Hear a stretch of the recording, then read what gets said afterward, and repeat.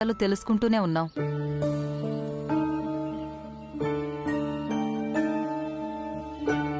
మా సిద్ధాంతి గారు చెప్పినట్టు అనుకున్న సమయానికి నిశ్చితార్థం జరగకపోవడం వల్లే ఇలాంటి అనర్థాలు జరుగుతున్నాయనిపిస్తుంది.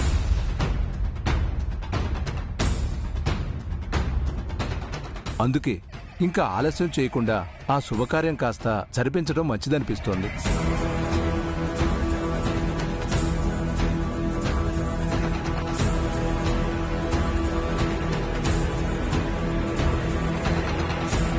కానీ ఈ పరిస్థితుల్లో మీరు నిశ్చితార్థానికి సరే అని అనడంతో మేం బంధువులందరికీ చెప్పేసుకున్నాం కూడా. అది వాయిదా పడిందంటేనే అందరూ ఏవేవో అనుకున్నారు. మళ్ళీ పెళ్లి ఆలస్యం అయితే లేనిదేదో మాట్లాడుకుంటారు.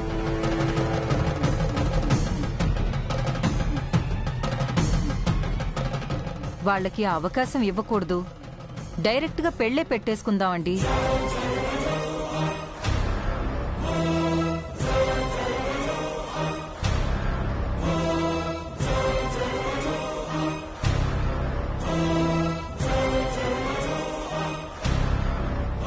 నిశ్చితార్థం అవి కూడా ఏమీ వద్దు. ఏంటండి మీరు పరామర్శించడానికి వచ్చారా లేక మీ పని చక్కబెట్టుకుని పోదామని వచ్చారా? మేమున్న పరిస్థితి ఏంటి, మీరు మాట్లాడే మాటలేంటి? చూడమ్మాయి, పెద్దవాళ్ళం మేం మాట్లాడుతున్నాం కదా, మధ్యలో చిన్నపిల్లవి నీకెందుకు? క్షమించండి, తన ఉద్దేశం అది కాదు. మీరు తనని వెనకేసుకురాకండి. పోయినసారి కూడా ఇలానే చాలా మాట్లాడింది. మగ పెళ్లివాళ్లమని కాస్తైన మర్యాద ఉండాలి కదా.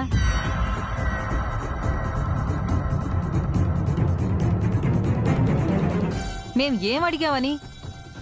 కట్న కానుకలేమీ అడగలేదు కదా. వీలైనంత త్వరగా పెళ్లి జరిపించమని అడిగాం, అంతే కదా. మీరు అడిగిన దాంట్లో తప్పు లేదండి.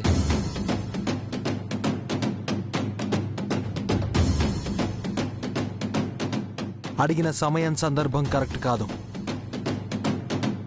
వాళ్ళు బామ్మగారికి ఇలా జరిగిందనే బాధలో ఉంటే మీరొచ్చి పెళ్లి జరిపించండి అని అడగడం ఏమైనా బాగుందా?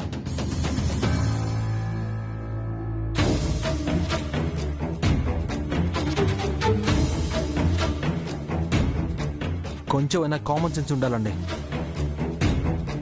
Viraj, mind your words. వాళ్ళ నా parents. So what?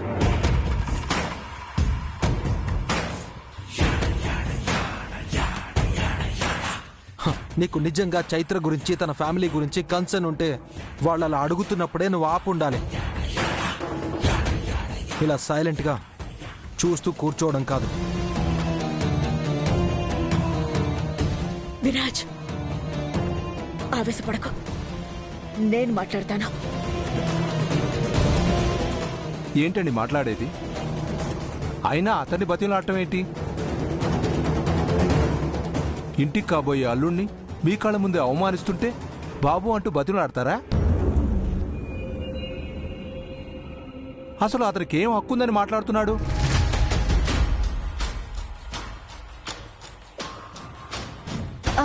Uncle please, తను నా ఫ్రెండ్. వాళ్ళ ఫ్యామిలీ అంతా నాకు బాగా కావాల్సిన వాళ్ళు. పృథ్వీ గారు, మీకు తెలుసు కదండి, మీరైనా చెప్పండి. ఫ్రెండ్స్ అంటే నీ మంచి కోరుకునే వాళ్ళు అయిండాలి చైత్ర, చెడగొట్టే వాళ్ళు కాకూడదు.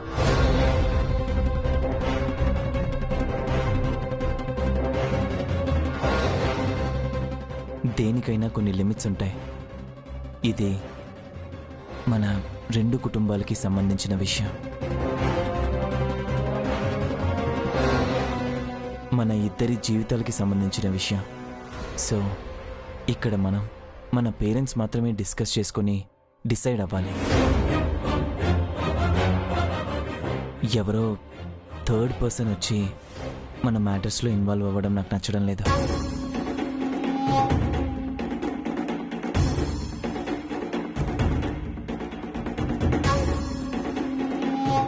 ఆంటీ, మమ్మల్ని ఉండమంటారా?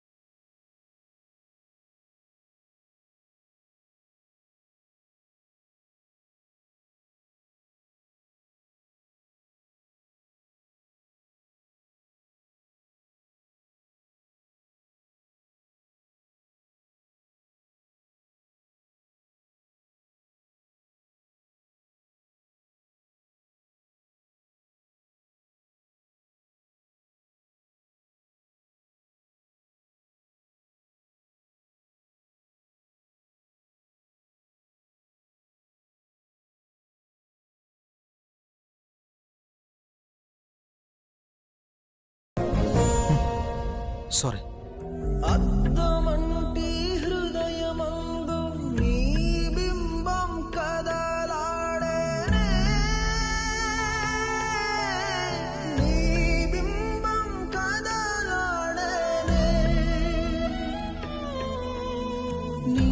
చంద్రుడు కొలనులోన కలువ చింతన తేలి ఉన్నా ఇలకు జారి జతగా మారే కొలను వీడి కలువ చేరేనా మన దారులు వేరైన గమ్యం నీవై ఎటువైపు వెళ్ళాలో తెలియని తీరైన మనసే ఏరై సరేను నన్నే వీడి ఈనాడే. చూడమ్మ చైత్ర, ఇంక ఈ విషయం మీద పదే పదే డిస్కషన్ పెట్టుకోవడం బాగోదు. నీ నిర్ణయం ఏంటో త్వరగా చెప్పేసేయ్. మిమ్మల్ని ఇబ్బంది పెట్టడం, మేం ఇబ్బంది పడ్డం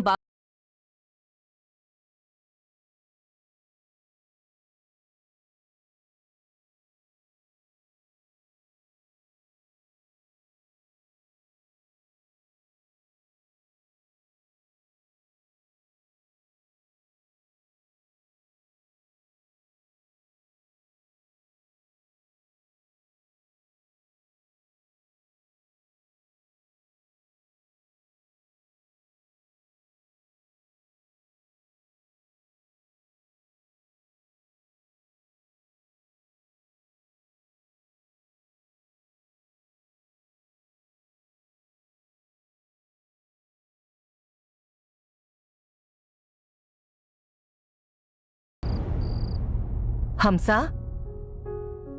మనం స్మైలీ వాళ్ళ అమ్మ నాన్నలకు కూడా బట్టలు పెట్టాలి కదా, అవి కూడా రేపే తీసుకోమని చెప్దామా? ఎందుకొదినా, రేపు వాళ్ళ వరకు షాపింగ్ చేసుకోనివ్వు. పెద్దవాళ్ళమంతా కలిసి ఒకేసారి చేసుకుందాం. అవునులే, వచ్చే బంధువులకు కూడా పెట్టిపోతలకి చీరలవి తీసుకోవాలి కదా, అవి మనం అంతా ఒకేసారి వెళ్లి కొనుక్కుందాంలే. ఉమ్.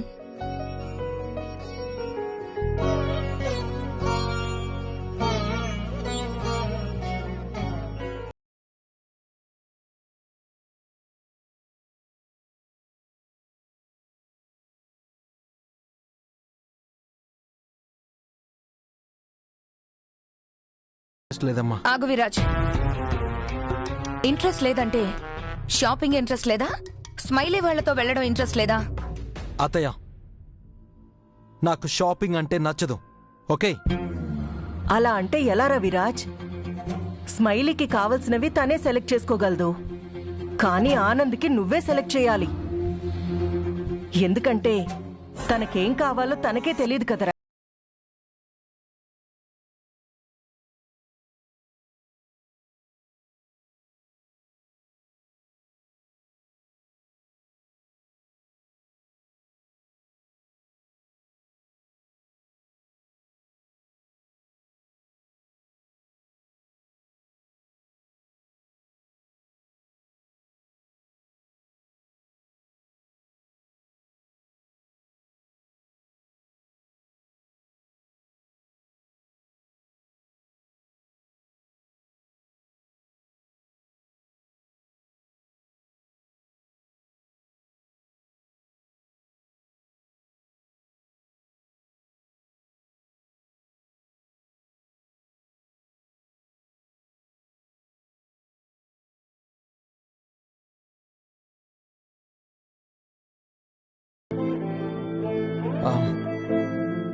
సారీ అత్తయ్య, నేనేదో ఆలోచిస్తూ ఏదో మాట్లాడేశాను. I'm really sorry. ఏమైంది నాన్నా? Nothing mom, I'm okay.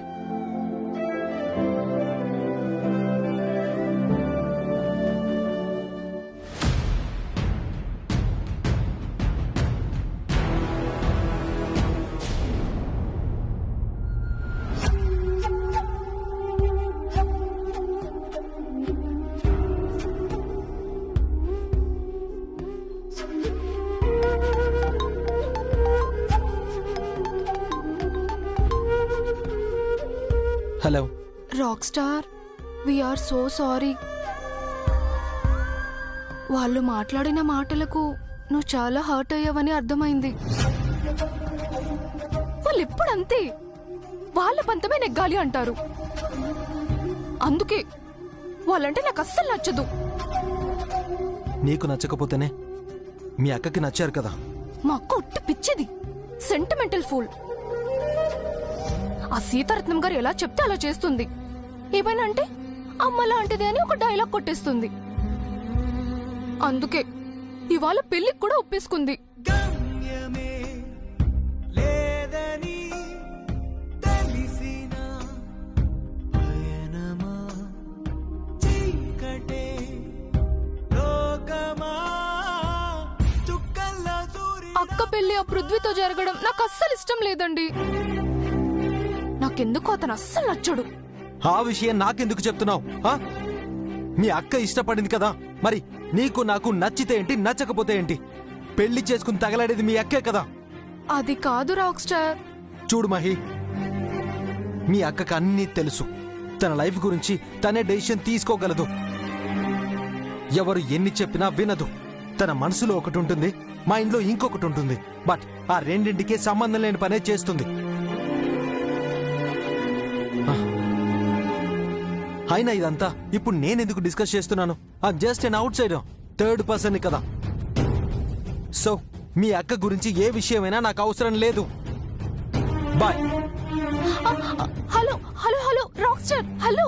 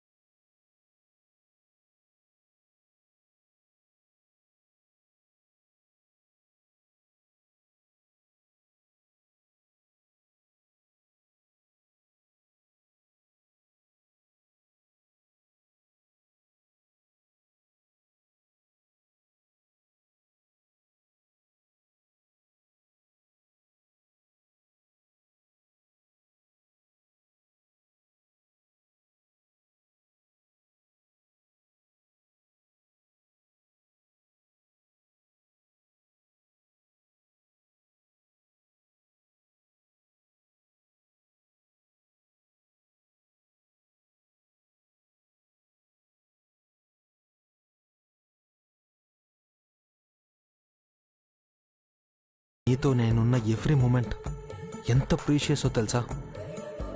మన ఇద్దరం కలిసి ఉన్నప్పుడు మన ఇద్దరి మధ్య ఒక మ్యాజిక్ ఉంటుంది, ఒక తెలియని ఇంటెన్స్ ఉంటుంది. This is nothing but love. ఆ ప్రేమను నేను ఫీల్ అవుతున్నప్పుడు నువ్వెందుకు ఫీల్ అవడం లేదు?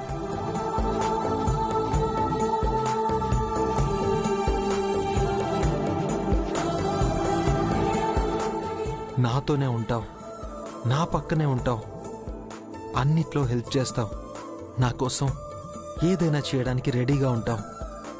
కానీ వేరే వాడిని పెళ్లి చేసుకోవడానికి రెడీ అయిపోతున్నావు.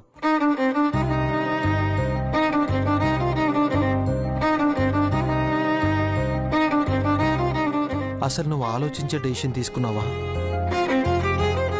నీ డెసిషన్ ఏదైనా కావచ్చు, కానీ నువ్వు ఎవరినో పెళ్లి చేసుకుని నాకు దూరం అయిపోతుంటే మాత్రం నేను ఒప్పుకోను.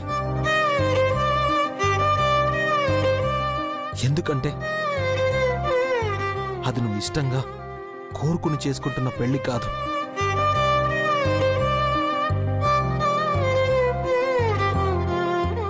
నీకు ప్రేమైనా నాతోనే, పెళ్ళైనా నాతోనే. I can't live without you because I love you. I love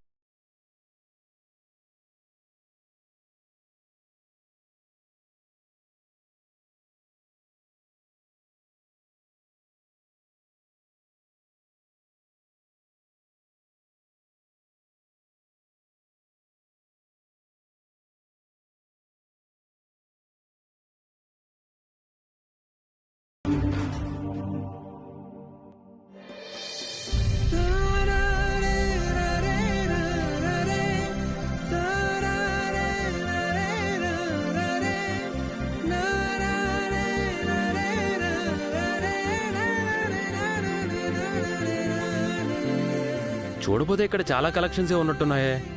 yeah Anand గారు, ఇక్కడ కలెక్షన్స్ అన్ని చాలా బాగుంటాయి.